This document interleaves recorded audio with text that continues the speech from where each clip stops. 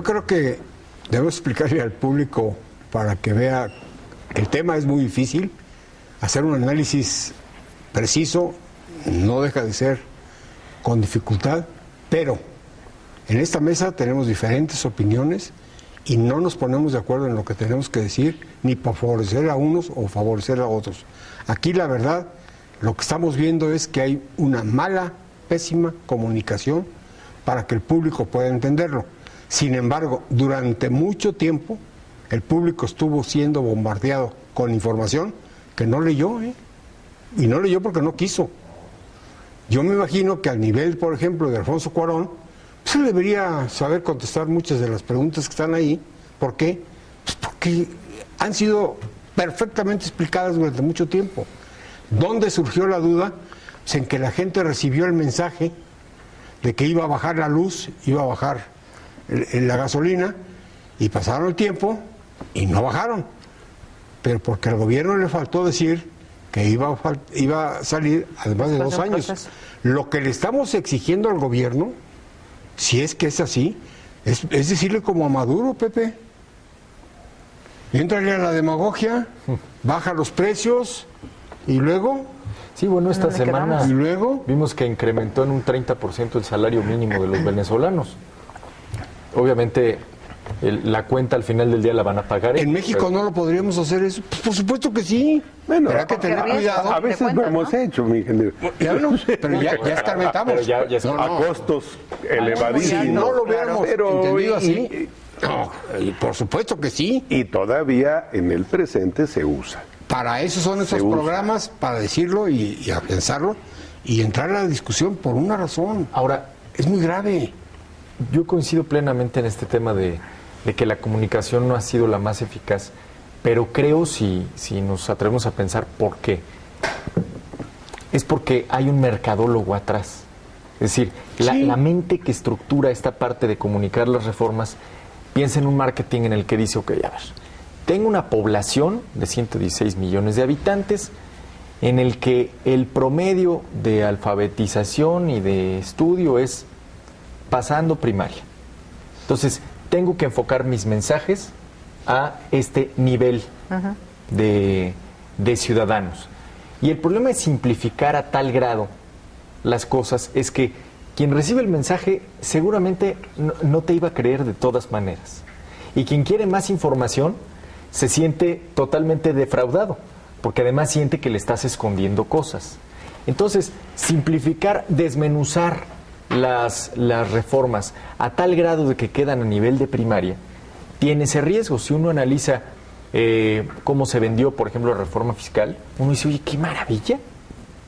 De verdad, ves hasta en bullets te lo ponen en la página, ¿no? Qué chulada. Y cuando te vas al contraste de la realidad y de lo que ha sucedido en términos económicos y financieros en el primer tramo del año, ves que son discursos totalmente diferentes, que hay una distancia enorme entre este instrumento de venta de las reformas y los resultados finales. Entonces, me parece que en el tema energético sí ha habido, como dices Luis, un esfuerzo de no pocos personajes por informar de qué se trata esta trascendente reforma. Sin embargo, la comunicación que más ha recibido la gente, es decir, la que recibe por televisión abierta, la que recibe por la radio, a través de las pautas oficiales, ha sido exageradamente simplificada. Al grado de no decir nada. Y al grado, aún más grave, de posicionar en la mente de los ciudadanos una expectativa que no puede ser cumplida, que es el que va a bajar en el próximo recibo, y en el próximo recibo, y en el próximo recibo, la tarifa de luz, o la tarifa, o peor aún, el tanque de la gasolina, ¿no? Entonces, que además va a seguir subiendo. Así es, porque hasta que no se implemente. Pasará el comentario con lo que seas de Maduro. Esto no se va a bajar por decreto. En el mejor escenario, si un día bajan las tarifas de luz, será porque los costos de producción de CFE se reduzcan en función de importar menos gas. No porque de un plumazo, digamos, ¿cuánto pagas? 300, al mañana 215. No va por ahí. Entonces, cuando dice Pedro Joaquín Caldwell en la respuesta a Cuarón, pues las tarifas bajarán en el mediano plazo, es muy general no es lo que la gente quiere escuchar, y creo que además le faltó decir, en el mediano plazo, sí la reforma nos funciona. Pequeño detalle. Ahora, no caemos aquí en un círculo perverso, porque bueno, para tratar de vender mis reformas voy a lo simplista. Y de esta manera impresiono en primera instancia al ciudadano. Pero resulta que el ciudadano también puede ser impresionado por otras personas. Y entonces en este simplismo caemos en estas contradicciones donde el pobre ciudadano no sabe ni para dónde correr. Es que aquí Pero una de las cosas más importantes, Roberto, en la mesa es ¿qué va a suceder con Pemex? Ya no va a depender de Hacienda. Siempre hemos criticado el porcentaje que Hacienda le quita. Pemex estaba fuera de la competencia con todas las empresas transnacionales. Hoy va a estar competitivo. ¿Por qué? Porque Hacienda ya no va a quitarle esa parte. Ahora, ¿cuándo? Hay que decirlo. No es así de rápido. No, es en el 2026. ¿Y ¿Cuándo cómo va a haber se va a gasolina? llenar este hueco? ¿Con qué se va a llenar? Con lo que va a entrar de nueva extracción de petróleo. Ahí sí vale la pena puntualizar. Sería absurdo, sería un suicidio presupuestal el poner en la ley que Pemex ya no le dé la tercera parte de lo que le da al gasto público en México. Hay un esquema progresivo en el que de aquí al 2021, si no mal recuerdo, ese 30% va a pasar a un 20%, y del 2021 al 2026, es decir, en 12 años, Pemex ya no va a tener la obligación fiscal de darle un 30% prácticamente de pagarnos el 30% del gasto público. Tenemos 12 años, suena mucho tiempo, pero en realidad es un instante. En términos económicos es un instante el que México tiene para suplir este enorme boquete de Cuando el recursos. Tratado de Libre Comercio, los empresarios decían, oye, ¿por qué Sí, tantos claro, años? El campo, ¿te acuerdas? Y bueno, y Los todo, 8 años del campo. Pasaron nadie se preparó. nada, en un suspiro. no se prepararon para que llegara eso. Hoy tenemos la oportunidad de ir viendo a futuro cuándo va a suceder eso. O sea, ya nos están diciendo ahorita unas cifras, hay que verificarlas. Roberto, no te hemos dejado la palabra. El problema es el error totalmente del tema de comunicación. Creo que hemos coincidido en esa pauta. Pero también el gobierno ha optado por una posición muy cómoda de dejarle todo a los mercadólogos. Y hay dos tipos de mercadólogos: los mercadólogos que te venden un producto de una marca comercial, y los mercadólogos que tienen que comunicar algo que es una política pública del gobierno que está adoptando, que este es el caso. Sería muy erróneo tratar de meter un mercadólogo que trate de vender un producto como un jabón y que el error pues totalmente ahí lo vemos. Entonces, hoy la situación es cómo le van a comunicar al ciudadano, cómo le van a informar al ciudadano la respuesta que le dieron a Cuarón, por ejemplo. ¿Cómo le van a decir al ciudadano que el tema de la reforma energética, una vez que existan las leyes secundarias en materia energética, le van a beneficiar, en qué tanto tiempo y en qué plazos le van a venir Hoy ya beneficiando? lo dijeron en 2 años. El problema es que a todo esto se han aunado una serie de conceptos, y platicábamos en la anterior mesa. El retiro del subsidio, la aportación del gobierno que le ha dado, por ejemplo, a CFE, en los recibos de luz, al momento de ir retirando un subsidio, el incremento del recibo es más caro para el consumidor.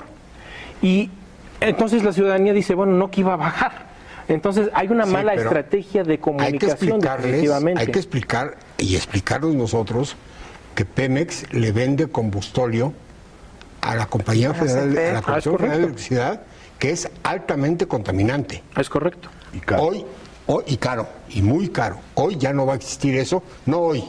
Es lo que se En tiene el tiempo previsto, que ¿va? sea, en el plazo que sea necesario, ya no va a existir. ¿Por qué? Porque se va a Hay sustituir. unos ejercicios que ha realizado en ese tema. Se va a sustituir por el gas. Es correcto. ¿Y por qué no se ha sustituido en este momento por el gas? Porque durante muchos años Pemex no pudo invertir. no tuvo. Estamos importando gas muy caro. Sí. Yo, nada más recuperando lo que dice Roberto, diría, nadie está obligado a lo imposible, ¿no? Es hasta un concepto jurídico, a menos que lo prometa. Sí, si lo promete, entonces sí. Ahora, Entonces, como en esta dinámica política nos encanta prometer lo que sabemos que es imposible, digo, tenemos un partido que promueve la pena de muerte, tenemos otro dice un partido verde. que ha hecho gala Como tu con corbata. es de este color, Los van a quemar con gasolina magna para no contaminar. Entonces, lo que tenemos es la costumbre de prometer lo imposible y después desentenderse. Después, oye, te van a venir a decir del recibo de la luz, no importa, Todo lo que sea ya será otra coyuntura. Todo lo que sea rentable política y electoralmente en un momento, le es conveniente, útil y necesario al gobierno en un determinado periodo.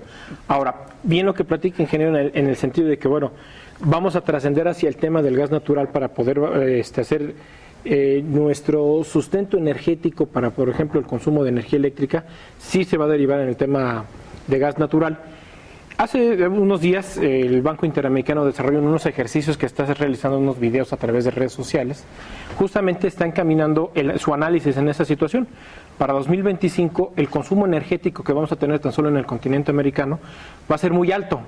México se está insertando todavía a tiempo para poder explotar, para poder extraer el gas natural que le permita justamente a una gran parte del continente americano, que van a requerir justamente de un consumo de electricidad mayor, poder explotar o extraer ese gas natural para poderlo comercializar.